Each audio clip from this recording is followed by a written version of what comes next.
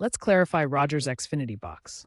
This term seems to blend Rogers, now part of Shaw in Canada, with Comcast's Xfinity in the US. Rogers Shaw uses Ignite TV boxes, while Xfinity is exclusive to Comcast. Since they offer similar services, we'll cover resets relevant to Xfinity boxes like X1 or Flex. These resets help fix issues like freezing, connectivity problems, or software glitches.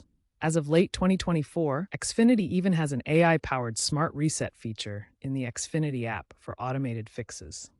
Always back up your settings before doing any reset, and if problems persist, contact official support. There are three main reset levels for a Rogers Xfinity box, escalating in intensity to resolve different issues.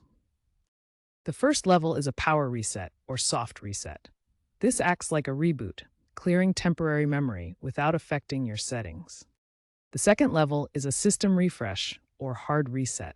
This clears cached data and temporary files, which is helpful for persistent bugs or after app updates. The third and most intensive level is a factory reset. This restores the box to its original state, erasing all customizations, recordings, and apps. It's a last resort for major issues. Remember to always check for firmware updates after performing any reset to ensure your box has the latest software.